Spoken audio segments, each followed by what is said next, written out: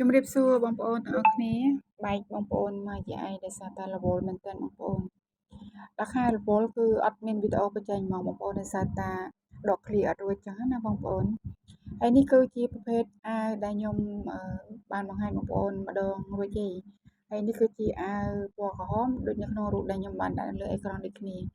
ជាទូទៅបងប្អូនបងគាត់ឆ្លាញ់ម៉ូដបែបសុភាពហើយនឹងរាងចង្កេះខ្ទិះបែបនេះច្រើនបងប្អូនហើយ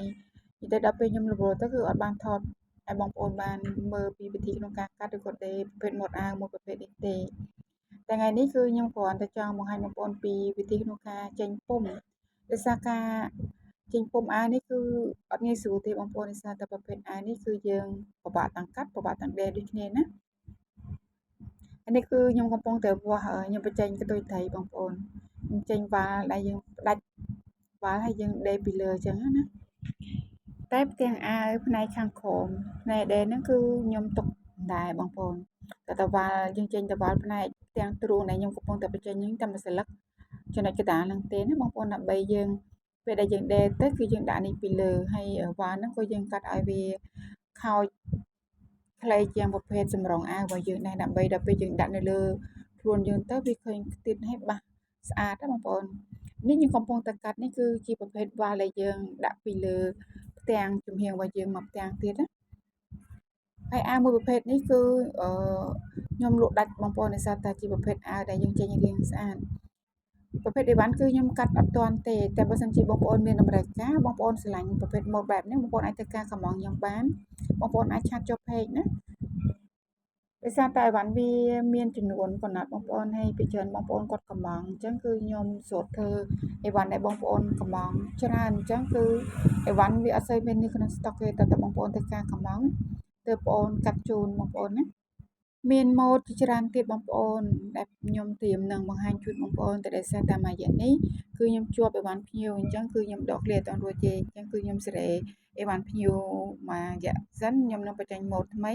ដើម្បីធ្វើការបង្ហាញបងប្អូនឲ្យបងប្អូនធ្វើការកម្មង់កាត់បានហើយនឹងកម្មង់ស្រាប់ក៏បានដែរបងប្អូន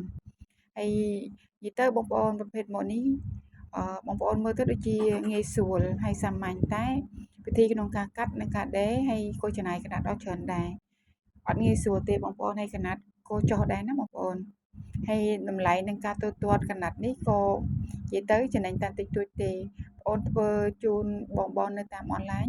ពីច្រើនបងខ្ញុំចុះតម្លៃជូនបងរួចរាល់ហើយគឺបងចំណេញបានតែ$4-10តែប៉ុណ្ណឹងឯងអត់ចំណេញលឿនហ្នឹងឯណាបើសិនជាបងមកកម្មង់កាត់ដល់ទីតាំងផ្ទាល់និយាយទៅបើសិនជាបងអូនទទួលតែ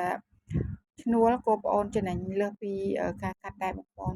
ដល់ពេលបងអូនលក់តាមអនឡាញគឺចំណេញតិចមែនតើបងប្អូនដោយសារមានបងភាគច្រើនគាត់សួរពីតម្លៃហេតុអីក៏តម្លៃយ៉ាងថ្លៃយ៉ាងអីវ៉ាន់អនឡាញគេលក់តម្លៃ10 20ទៅ$30អញ្ចឹងណាចង់បញ្ជាក់បងដោយសារតែប្រភេទអីវ៉ាន់យើងមិនមែនជាប្រភេទអីវ៉ាន់